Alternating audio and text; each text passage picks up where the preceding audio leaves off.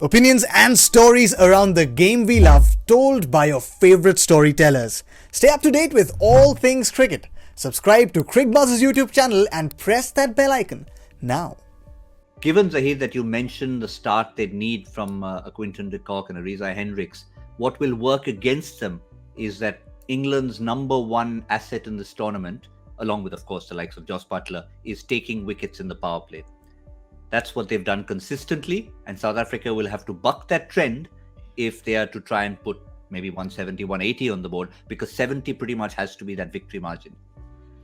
Yes, for sure. And also at times, in games like this, when you know that the other team has already won, you got nothing to lose. If you approach the game that way, then the pressure factor becomes less effective. So I think that should be the approach. And yes, Moeen Ali will be bowling with that new ball for sure for England. They've been using that tactic. Then you have Adil Rashid also, who is in form.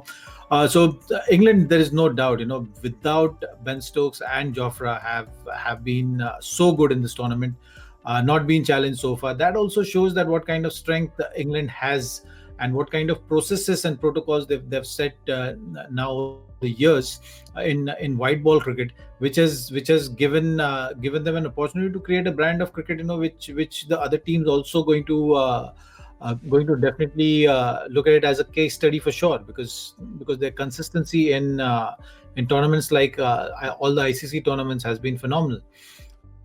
So that is something which they will take a lot of pride in. They have a very balanced bowling attack as well.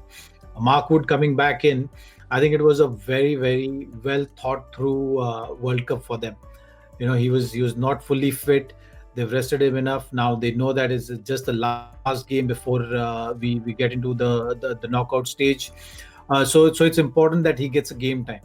So I think they've been using their resources, and there is a lot of planning and thought process involved around how to utilize their resources, how to identify players and their backups as well, so that every time they go out there, like DK was saying, you put out a team to win a match, and every game you look to win. There are no experiments, there are no shortcuts around there, and no taking it easy. So that is something which is a clear signal of how they've been approaching with their strategies and playing 11, what we've been seeing. Yeah, they certainly have. Every game that England played, we'd get an update on Mark Wood and how he's progressing, and now it almost seems like a seamless transition. We saw Mills limp off the other day, he couldn't complete the game, and it was perfect timing for England, DK, that Mark Wood was fit around the same time. So everything's sort of working in their favor. The graphics we saw, 2010, they were champions in the West Indies. 2016, of course, was the Ben Stokes heartbreak in the last over. But both tournaments that England looked outstanding. 2016 too, they should have won had it not been for Brathwaite.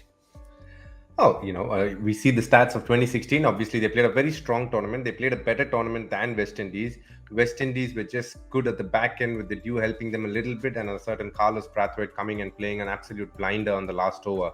They were well in control of that game, and they were doing really well. 2017, they were semi-finalists at the Champions Trophy. 2019, they won the World Cup.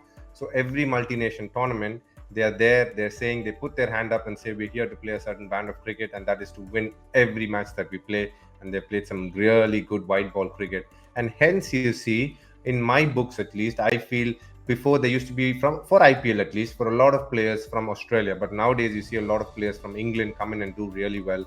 And the representations from England has increased tremendously in the last 3 to 4 years compared to what it was before.